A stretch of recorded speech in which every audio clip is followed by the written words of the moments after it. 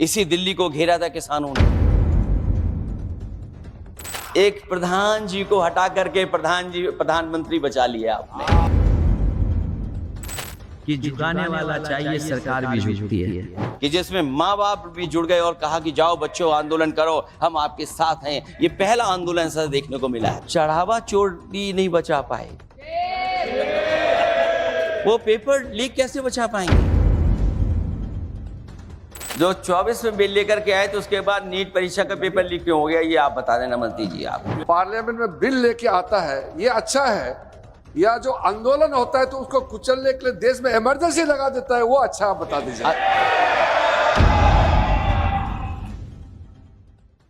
श्री अखिलेश यादव जी।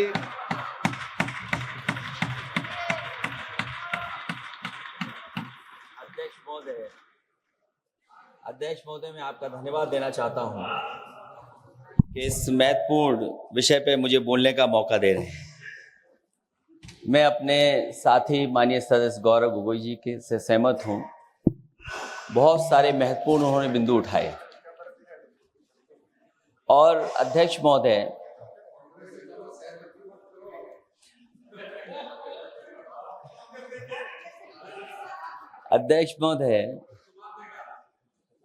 मुझसे ज्यादा मेरे रिश्ते शायद हमारे विपक्ष के लोग ज्यादा जान रहे हैं, और जितना विपक्ष के लोग नजर रखेंगे मैं समझता हूं उतना रिश्ते और मजबूत हो जाएंगे। अध्यक्ष महोदय, मैं आंदोलन को बहुत दूर से देख रहा था, और उस आंदोलन में जो जीत के बाद नारा लगा, एक नारा लगा अध्यक्ष महोदय, सरकार के खिलाफ नारा लगा कि सरकार को ये अहंकार था कि सरकार झुकती नहीं है। लेकिन उन्हीं नई पीढ़ी के लोगों ने ये वो नारा दिया कि झुकाने वाला चाहिए, सरकार भी झुकती है। और सरकारों को झुकाना भी नौजवानों को आता है। सरकार झुकी और स्वीकार किया उन्होंने। जो करोड़ों नौजवान जो मांग कर रहे थे कि सबसे पहले जो मंत्री जी हैं वो इस्तीफा दें, और बिंदु दूसरे अलग हैं जो हम लोगों को जानकारी में मिल रहा है। अध्यक्ष महोदय, सरकार हर विषय पे स्वीकार किया है, लेकिन पता नहीं अध्यक्ष महोदय ये बात समझ में नहीं आ रही है कि सदन में उन आश्वासनों को क्यों नहीं रख रही है सरकार, जो सहमति बनी है। और उसके बाद अध्यक्ष महोदय, हम लोगों ने देखा कि जब मंत्री जी लौटे हैं, मंत्री नहीं रहे, उसके बाद सदन के बाहर उनका स्वागत किया गया। अध्यक्ष महोदय, जो स्वागत हुआ उसके लिए हमें कोई शिकायत नहीं है, लेकिन माननीय सदस्यों को कितनी बड़ी राहत मिली होगी, कितने बड़े संकट से बचाया उन्होंने। एक प्रधान जी को हटा करके प्रधानमंत्री बचा लिया आपने। और ऐसा अध्यक्ष महोदय आंदोलन किसी ने नहीं देखा, जिस आंदोलन में नई पीढ़ी के लोग, कम उम्र के लोग निकल करके आ गए, और जो नारे दिए गए। ये सरकार पिछले कई वर्षों से नकारात्मक प्रचार पर टिकी हुई थी, नकारात्मक राजनीति करती थी, और न जाने कितने हजार करोड़ रुपए खर्च किए होंगे सरकार ने नकारात्मक राजनीति के लिए। लेकिन नई पीढ़ी को मैं बधाई देना चाहता हूं, उनके मनोबल को और उनकी एकता को, और जिस तरीके से उन्होंने प्रचार किया, अंततः सरकार को झुकना पड़ गया। भाजपा वचन नहीं देती, जुमला देती है। तो मुझे उम्मीद है कि सभी युवा नौजवानों का जो मांग की है उन्होंने, उन सभी मांगों को सरकार स्वीकार करेगी। और सरकार ये भी स्वीकार कर लिया होगा कि कोई दल मजाक में बना तो कितनी बड़ा दल बन गया। जो कोई चीज मजाक से शुरू हुई वो कितना सीरियस हो गई, और इतना सीरियस हुई कि हमारी सरकार लोकतांत्रिक हो गई कि जो उनको धरने पे बैठने दिया। सरकार लोकतांत्रिक थी कि उन्हें धरने पर बैठने दिया। हमने वो भी समय देखा है कि जहां पर धरने पर नहीं बैठने दिया, वर्षों वर्ष लोग बैठे रहे धरने पर, उनकी सुनी नहीं गई। इसी दिल्ली को घेरा था किसानों ने, और सरकार को लगा कि चुनाव आ गया तो सरकार ने तीनों काले कानून वापस ले लिए। जब सरकार घबरा जाती है, डर जाती है, तो सरकार स्वीकार कर लेती है। इसीलिए वो नारा मुझे अक्सर याद आ जाता है कहीं कि झुकाने वाला चाहिए, सरकार भी झुकती है। जो विषय लाया गया है कि prevention of unlawful means act, सरकार को कम से कम ये बताना चाहिए था कि 2024 में जब ये लेकर के आए थे तो आज 2026 में कैसे पेपर लीक हो।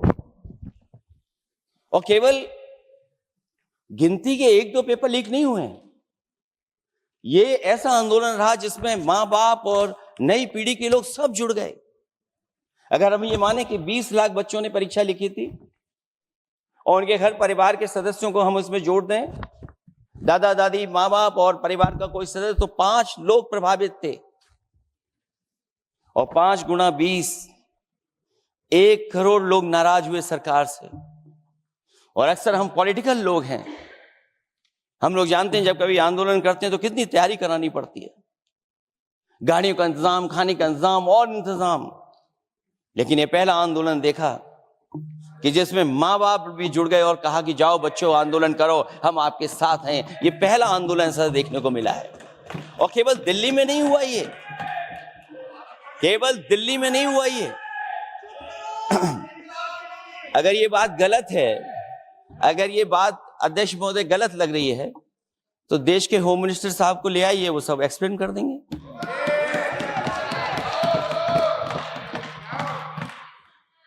पहला आंदोलन जिसमें मां बाप ने साथ दिया, क्योंकि परीक्षा से कितना दुखी हैं लोग। ये जो परीक्षाएं लीक हुई हैं, कई महीनों पहले ये किताब बना दी थी। और अध्यक्ष महोदय, जो लोग चढ़ावा चोरी नहीं बचा पाए, वो पेपर लीक कैसे बचा पाएंगे? जो भगवान के दरबार से दान गायब हो गया, दान चला गया, वो लोग पेपर लीक बचाएंगे? किस कानून को, जो कानून पहले बनाया उसी कानून का संशोधन करके लेकर आए? किसकी आंखों में आप धूल झोंक रहे हैं? और अगर कानून से बच रहा होता तो भाजपा की 10 साल की सरकार में 20 परीक्षाएं कैसे लीक हो गई? 20 परीक्षाएं लीक हुई अध्यक्ष महोदय, जिसमें कोर्ट तक जाना पड़ा, उसके बाद परीक्षा रद्द हुई है। दरोगा भर्ती का पेपर लीक हो गया, जूनियर इंजीनियरिंग के भर्ती का पेपर लीक हो गया, ग्राम विकास पंचायत अधिकारी का पर्चा लीक हो गया, नलकूप चालक भर्ती का, यूपी टीईटी का परीक्षा लीक हुआ। और एक बार नहीं हुआ, 3 बार पेपर लीक हुआ यूपी टेट का। हाई स्कूल बोर्ड का परीक्षा लीक कर दिया, इंटरमीडिएट की बोर्ड की परीक्षा लीक हुई, इंटरमीडिएट का फिर परीक्षा का लीक हुआ, कई बार हुई। सिपाही भर्ती लीक हुई। आप सोचिए कितनी परीक्षाएं लीक हुई हैं। और नीट परीक्षा कोई पहली बार लीक नहीं हुई, दोबारा लीक हो गई, कानून बनने के बाद लीक हुई। सहायक प्रोफेसर भर्ती लीक है, लेखपाल भर्ती लीक हुई। यूपी जैसे स्टेट, जो सबसे बड़ा स्टेट है, जहां से प्रधानमंत्री चुन करके आते हो, वहां तक पेपर लीक हो जा रहा है। और जो संस्था परीक्षा एग्जामिनेशन करा रही है, वो एनटीए में भी आउटसोर्स कर दिया आपने। हम विपक्ष के लोगों को तो डर ये लगता है अध्यक्ष महोदय, कहीं ऐसा ना हो कि ये पूरी सरकार को आउटसोर्स कर दें। आउटसोर्स सरकार है जो सबसे विश्वसनीय संस्था है, उसमें आउटसोर्स पे आपने कर्मचारी को रखा हुआ है। किस बात की जवाबदेही है? यही अकाउंटेबिलिटी है आपकी? कहीं अकाउंटेबिलिटी ये तो नहीं है, आप अकाउंटेबिलिटी को ये कहीं समझ बैठे हो कि अकाउंट को भर दे वो एबिलिटी वाला ही हमें चाहिए, कहीं वो अकाउंटेबिलिटी तो नहीं है? आप बताइए, एनटीए को आउटसोर्स किया हुआ है आपने। जिस संस्था की जिम्मेदारी है महत्वपूर्ण परीक्षा कराने की, उसमें सब आउटसोर्स। और ये सच कहा कि कांग्रेस पार्टी के माननीय सदस्य ने मांग की है कि वो हम लोगों को पता होना चाहिए आखिरकार कौन लोग थे जो आउटसोर्स होकर के बैठ करके परीक्षा में इस तरह की घोटाला कर रहे थे। आखिरकार जवाबदेही क्या है, किसकी थी? और फिर केवल नीट की परीक्षा की बात करें और परीक्षाओं की बात करें, अगर हम अध्यक्ष महोदय, जब से सरकार बनी है तब से सरकार की कोशिश रही है कि शिक्षा, परीक्षा और यूनिवर्सिटी का ताना बाना पूरा ध्वस्त हो जाए, उसको एक रंगी बना दें हम, उसमें अंडरग्राउंड अनरजिस्टर्ड लोग शामिल हो जाएं। ये पिछले जब से भारतीय जनता पार्टी की सरकार आई है तब से हो रहा है। और फिर शुरुआत कहां से होती है? क्योंकि आप नहीं चाहते कि देश के गरीब लोग पढ़े लिखें, आगे बढ़ें। सरकार ने सबसे पहले हमला किया प्राइमरी स्कूल पर, और प्राइमरी स्कूल कितने बंद किए हैं आपने? जहां से बच्चे की शिक्षा की यात्रा शुरू होती है। एक गरीब परिवार का बेटा, बच्चे कहां से पढ़ करके निकलते हैं? सबसे पहले प्राथमिक शिक्षा सरकारी स्कूलों से पढ़ करके निकलते हैं। हमारे बहुत सारे माननीय सदस्य होंगे, वो उन्हीं प्राथमिक विद्यालयों से पढ़ करके आज इस सदन तक पहुंचे होंगे। आपने सबसे पहले स्कूलों पे हमला किया, और प्राइमरी से लेकर के नौकरी तक पे आपने हमला किया है। युवाओं के भविष्य पर आपने चोट पहुंचाने का काम किया है। और जो प्राइमरी स्कूल जो आपने बंद किए हैं, वो इसीलिए बंद किए हैं आपने कि पिछड़े, दलित और गरीब के वर्ग के परिवारों के बच्चे पढ़ लिख न जाए। क्योंकि आज भी अगर हम देखते हैं प्राइमरी स्कूल में कौन पढ़ने जा रहा है? सबसे समाज के गरीब परिवार के बच्चे पढ़ करने जा रहे हैं। सबसे पहला हमला आपने वही किया, और इसीलिए किया क्योंकि नींव पर ही अगर हमला होगा तो ये आगे नहीं बढ़ पाएंगे। जो आंकड़े सरकार के बताए गए हैं, 1 लाख से ज्यादा सरकारी प्राइमरी स्कूल बंद कर दिए सरकार ने। और अगर ये बात गलत है तो हमें उम्मीद है सरकार इस पर भी जवाब देगी। और अगर हम आंकड़े निकालें तो जो आंकड़े दिखाई दे रहे हैं, यूपी में सबसे ज्यादा प्राइमरी स्कूल बंद हुए हैं। और ये सरकार के आंकड़े हैं कि 7 लाख से ऊपर विद्यालय थे जो अब 6 लाख रह गए हैं। और यूपी में तो सबसे ज्यादा बंद हुए हैं। उत्तर प्रदेश में 26,386 सरकारी प्राइमरी स्कूल बंद कर दिए सरकार ने। और केवल प्राइमरी स्कूल बंद नहीं किए हैं, नौकरी पे भी हमला किया है। 69,000 शिक्षक भर्ती को लेकर के बड़े पैमाने पे घोटाला किया गया। और घोटाला इतना बड़ा है कि वो सभी कोर्टों में गए हैं और पिछले कई वर्षों से आंदोलन कर रहे हैं। कोई स्थान नहीं बचा अध्यक्ष महोदय जहां पर वो शिक्षक भर्ती के लोग न गए हों। मंत्रियों के यहाँ गए, आंदोलन किया है, हाई कोर्ट गए, सुप्रीम कोर्ट गए। लेकिन देखिए सरकार भी कमाल की है कि सरकार उनको नौकरी नहीं देना चाहती। और इसलिए नौकरी नहीं देना चाहती है क्योंकि उन्होंने भर्ती गलत की है, और भर्ती में जिन लोगों का अधिकार छीना है वो सबसे ज्यादा पिछड़े और दलित परिवार के बेटे, जिनका अधिकार इस सरकार ने छीना है। और ये अगर बात नहीं ठीक है तो हमें उम्मीद है कि सरकार इसका भी जवाब देगी।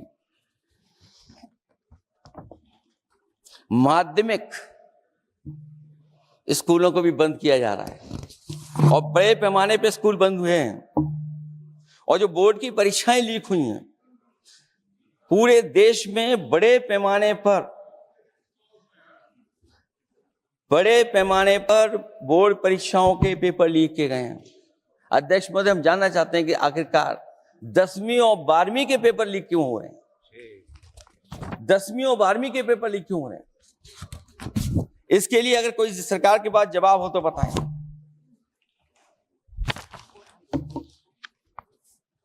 और जो बच्चियों ने जान दी है नीट की परीक्षा में, जब परीक्षा का पेपर लीक हो गया है, अध्यक्ष महोदय, मैं अपनी तरफ से, पार्टी की तरफ से और सभी की तरफ से उन्हें श्रद्धांजलि देता हूं। और हमें उम्मीद है कि सरकार उन बच्चों की मांग मानेगी जिन बच्चों ने ये शर्त रखी है कि उनके परिवार के लोगों को 1 करोड़ मुआवजा दिया जाए। जब उच्च शिक्षा में जिस तरीके से भर्ती हो रही है, अध्यक्ष महोदय, जो उच्च शिक्षा की भर्ती है उसमें जो अपॉइंटमेंट हो रहे हैं उनके बारे में तो क्या चर्चा करें कि जब संस्था पे सबसे ऊपर बैठा व्यक्ति ही अन्याय करेगा तो पूरी संस्था में अन्याय होगा। जब से ये सरकार आई है, जो बड़ी बड़ी संस्थाएं हैं उन सब संस्थाओं में एक रंगी लोगों को बैठा करके उन संस्थाओं को ध्वस्त करने का काम कर रहे हैं। और न केवल उन संस्थाओं को खराब कर रहे हैं, बल्कि अध्यक्ष महोदय, उत्तर प्रदेश में एक स्वतंत्र सेनानी, उनके नाम पर यूनिवर्सिटी बनी, मौलाना जौहर यूनिवर्सिटी। यूनिवर्सिटी बनकर के तैयार हो गई। इन्होंने कोई सरकारी यूनिवर्सिटी नहीं बनाई। और अगर कोई प्राइवेट यूनिवर्सिटी बन भी गई है तो उसको भी हथौड़ा लेकर के तोड़ने की तैयारी कर रहे हैं ये लोग। ये नफरत की राजनीति कहां लेकर के पहुंचा देगी। और जब से बीजेपी की सरकार आई है तब से नफरत की राजनीति और दूसरे लोगों के साथ किस तरह का व्यवहार हो रहा है, उन्हें कहीं भी न्याय तक नहीं दिला पाई सरकार। और जब नौकरी की बात आ जाए तो अध्यक्ष महोदय, अग्निवीर भर्ती में भी जो हर साल में कितनी भर्ती होती थी, कभी 80,000 भर्ती हुआ करती थी, अब भर्ती केवल 10,000 हो पा रही। आखिरकार अध्यक्ष महोदय, सरकार नौजवानों की पढ़ाई और नौकरी पे हमला क्यों कर रही है? और नौकरी पे हमला क्यों हो रहा है? जब आप ये कहते हैं कि हमारे नौजवान हमारी डेमोग्राफिक डिविडेंड बन करके आए हैं, कहीं यही नौजवान हमारी आपदा न बन जाए, इसके बारे में भी सरकार को सोचना चाहिए। और मैं ये जरूर कहना चाहता हूं कि अध्यक्ष महोदय, अगर शिक्षा अच्छी होगी, परीक्षा सच्ची होगी, तो तरक्की भी पक्की होगी। और ये तरक्की नहीं चाहते हैं, इसीलिए शिक्षा पर और परीक्षा पर हमला कर रहे हैं। मैं इन्हीं शब्दों के साथ अध्यक्ष महोदय आपका धन्यवाद देता हूं। और जो बिल लेकर के आए हैं आप, बिल तो 24 में भी लेकर के आए थे, जो 24 में बिल लेकर के आए थे, उसके बाद नीट परीक्षा का पेपर लीक क्यों हो गया, ये आप बता देना मंत्री जी। आपको एक कानून बनाने के बाद दूसरा कानून बनाना पड़ रहा है, ये क्या वजह है? और आपको मंत्री जी का स्वागत इसलिए करना पड़ रहा है कि आपको संकट से बचा लिया। और अगर अखिलेश जी तो समाजवादी है। मैं पूछना चाहता हूं कि छात्रों का आंदोलन के बाद सरकार उनका बात सुन के पार्लियामेंट में बिल लेके आता है, ये अच्छा है? या जो आंदोलन होता है तो उसको कुचलने के लिए देश में इमरजेंसी लगा देता है, वो अच्छा? आप बता दीजिए।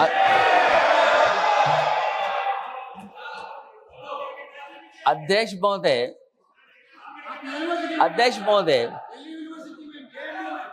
महोदय, मैं इमरजेंसी को तो नहीं देखा हूं, लेकिन इमरजेंसी में क्या क्या हुआ है वो अभी दिल्ली की राजधानी में भी देखने को मिल गया।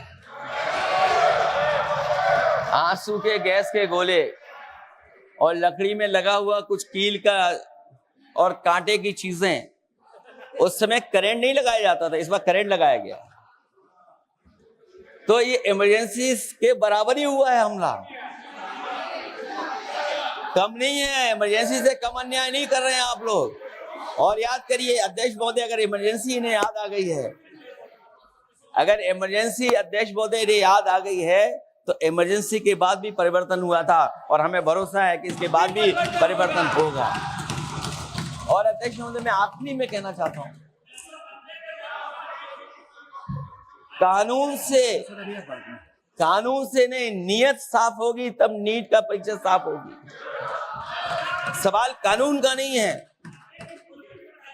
आपकी नियत साफ नहीं है, और जिस समय आपकी नियत साफ होगी तो परीक्षा भी साफ हो जाएगी। और हमारे साथी जो कुछ और बातें उठा रहे हैं, आज मौका नहीं है, लेकिन आपको भगवान भी माफ नहीं करेंगे, क्योंकि आप चढ़ावा चोरी में शामिल हुए हैं। और चढ़ावा ही नहीं, जो गुप्त दान था वो भी चोरी हुआ है, गुप्त दान। और ये पाप की श्रेणी में नहीं आता है, महापाप की श्रेणी में आता है। Akhilesh ji bill pay. और अध्यक्ष महोदय, आखिरी में मैं इतना ही कहना चाहता हूं, शिक्षा की रक्षा के लिए जो आंदोलन हुआ है वो हमेशा आंदोलन जीतेंगे। बहुत बहुत धन्यवाद, बहुत बहुत आभार प्रकट करता हूं आपका। Shri Abhishek Banerjee. Thank you, sir. I rise here today to